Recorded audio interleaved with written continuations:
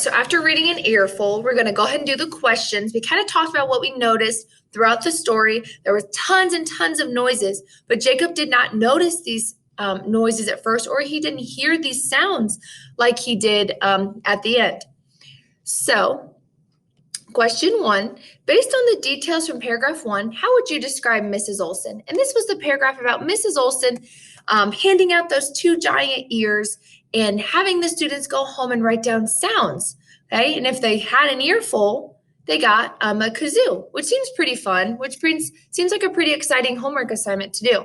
So based on the details from paragraph 1, how would you describe Mrs. Olson? A, rules are very important to her.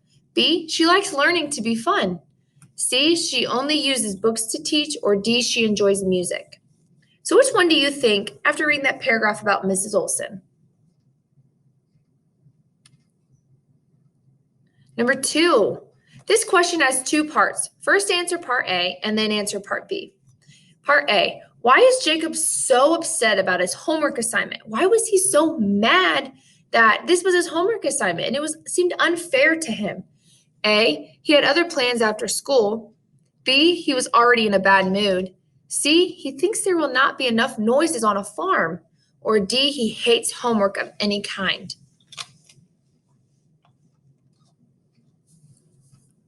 And after doing part A, you need to find a detail that supports that. So you need to find a detail that supports whether you answered A, B, C, or D. Find which detail tells me why, okay? So underline a sentence from paragraphs 2 to 4 of the story that best supports your answer from part A. So this is finding that evidence to support our answers, okay? So I will reread this. Underline the sentence that tells me why.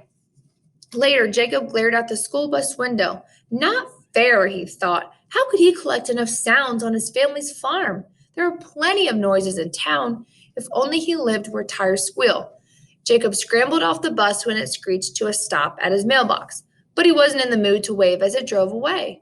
When he threw open the gate, it groaned like a ghost. That was how he felt about his homework. Okay? Which one of these, any sentence in these 3 paragraphs, supports your answer for part A? Okay, so you just need to underline one sentence, and you can probably use the drawing tool to go ahead and underline that.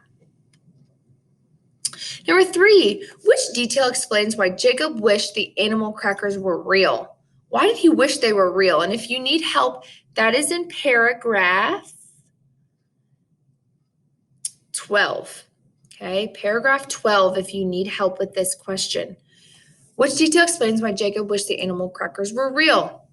A, she took the animal crackers down from the cupboard. B, Jacob rattled the carton, not many left. C, he crunched 2 tigers, 3 lions, and a seal. D, he would have plenty of noises to list. Why does he wish they were real?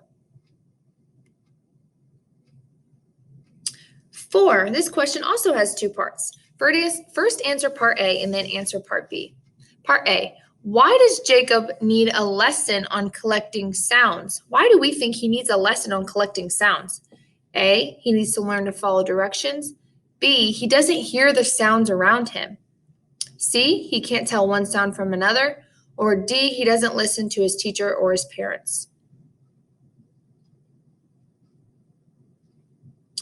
And part B, reread paragraphs 13 to 16. Put at least 4 sounds that Jacob could have collected into each column. So paragraphs 13 to 16. So you guys will be looking this paragraph, 13, 14, 15, and 16. In all of these paragraphs, you are going to list at least 4 animal sounds that he could have wrote down and at least 4 machine sounds that he could have written down. So for example, for the animal sounds, he might have written down Jacob's collie woofed as Jacob walked toward the barn. So I'll go ahead and write that in there.